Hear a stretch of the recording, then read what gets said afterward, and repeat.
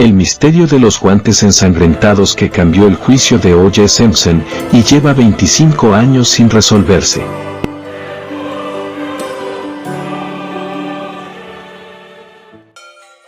En octubre de 1995 la exfigura de la NFL fue declarado no culpable por el doble asesinato de su exesposa, Nicole Brown Simpson, y Ronald Goldman. Randall James Simpson era una de las personas más famosas de los Estados Unidos, había sido uno de los mejores jugadores de la NFL de todos los tiempos, MVP de temporada, ganador de un Super Bowl, integrante del Salón de la Fama e ídolo de millones. Sin embargo, toda su carrera quedó manchada el 13 de junio de 1994, cuando un hallazgo de la policía cambió su vida para siempre y lo puso en la mira de la sociedad. El pueblo contra Simpson fue el nombre del caso que llevó al estado de California a acusarlo por el doble crimen de su exesposa, Nicole Brown Simpson, y su amigo, Ronald Goldman, quienes fueron apuñalados en el patio frontal de la casa que la mujer tenía en Brentwood, al oeste de Los Ángeles. Entre las evidencias encontradas en la escena se destacó un guante ensangrentado cuyas manchas pertenecían a ambas víctimas, según un análisis de ADN realizado más adelante. La policía se dirigió de inmediato a la mansión de O.J. para notificarle lo sucedido, pero al no encontrar respuesta frente a la puerta, y debido a la urgencia de la situación, uno de los agentes saltó uno de los muros e ingresó a la propiedad. Allí, halló en el patio trasero la camioneta Bronco de la leyenda de la NFL, con manchas de sangre en una de sus puertas, y el otro guante ensangrentado que completaba el par. Con semejante prueba, O.J. se convirtió en el principal sospechoso y único acusado.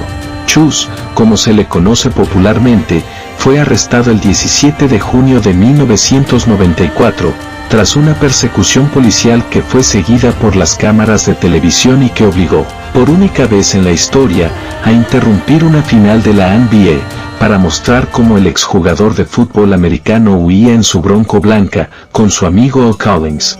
Se estima que alrededor de 95 millones de personas vieron en vivo su desesperado intento por escapar de la situación por las autopistas de Los Ángeles y cómo, más tarde, decidió bajar del vehículo y entregarse. Simpson fue encarcelado de inmediato sin derecho a fianza y a la semana siguiente se declaró inocente, por lo que entonces comenzó un largo camino judicial en búsqueda de la verdad. Mientras tanto, en las calles el racismo se había apoderado del juicio y todo parecía centrarse en una especie de guerra entre negros y blancos en donde O.J. era culpable o inocente de acuerdo a su color de piel.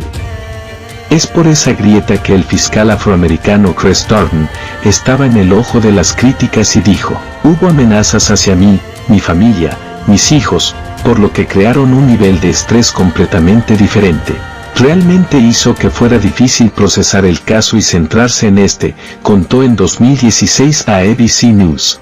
Es que su labor era la de demostrar que el ídolo popular era un asesino, pese a la enorme cantidad de afrodescendientes que sostenían lo contrario, y por lo tanto lo tildaban de traidor.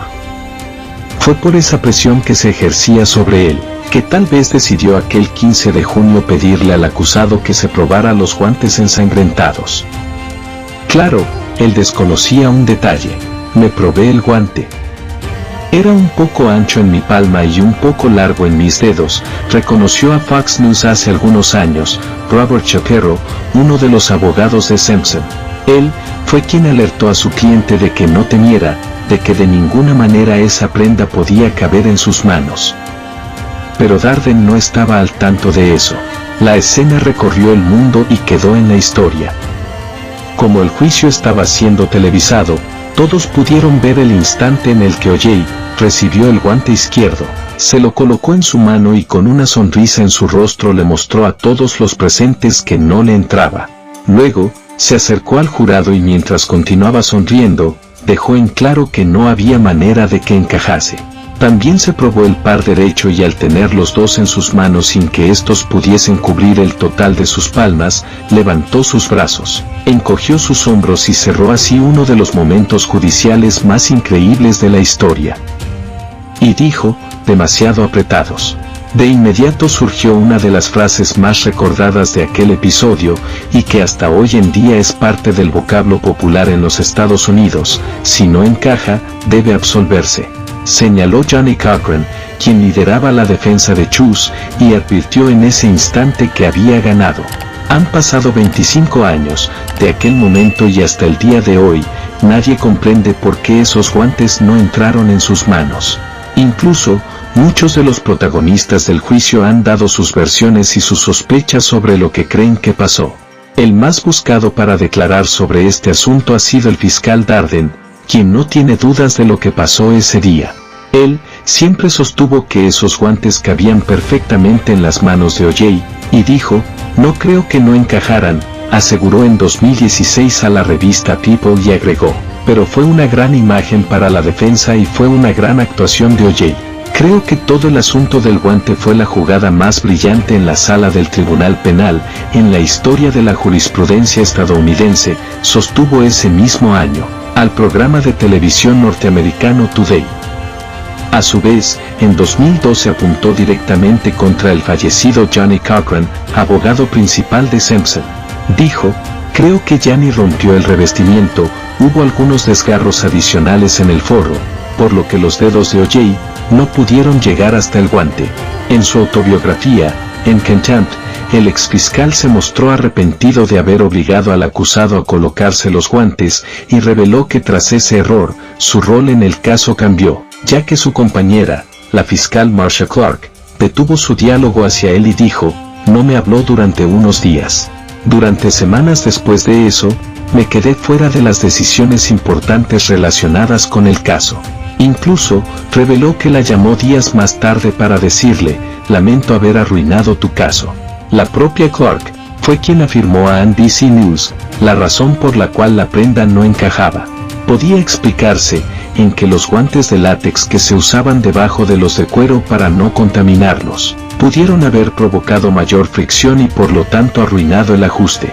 A su vez, otros expertos en la materia han apuntado que tal vez los productos utilizados sobre los guantes para que la sangre no desapareciera de los mismos, pudieron haber achicado su tamaño o hacerlos menos flexibles.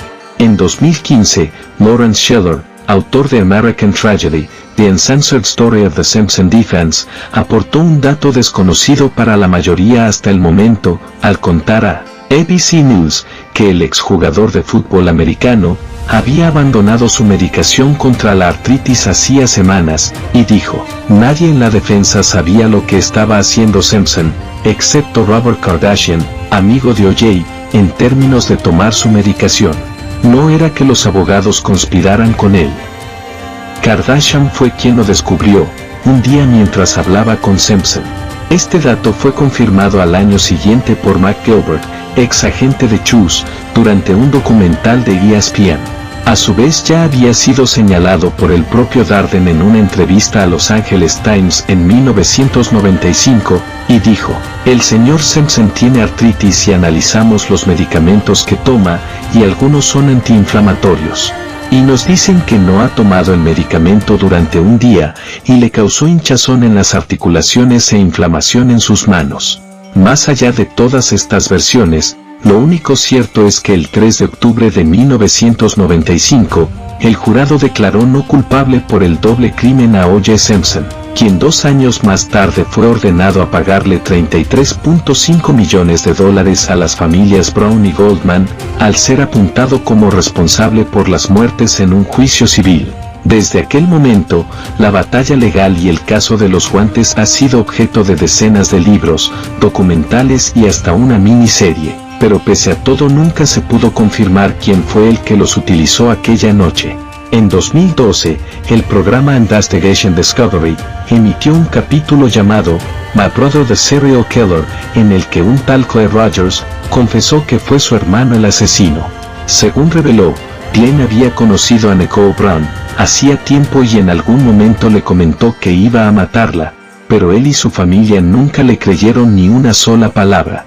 Luego, el 13 de noviembre de 1995, Glenn Edward Rogers, más conocido como The Cross Country Killer, fue detenido y condenado a pena de muerte por el asesinato de 5 mujeres. Tras varias apelaciones, aún sigue esperando por la fecha de ejecución. En la cárcel, le aseguró a un analista criminal que él había acuchillado a Brown y a su amigo aquella noche por orden de O.J., e incluso dio detalles de cómo lo hizo. Sin embargo, el caso nunca se reabrió y el misterio sigue sin resolverse.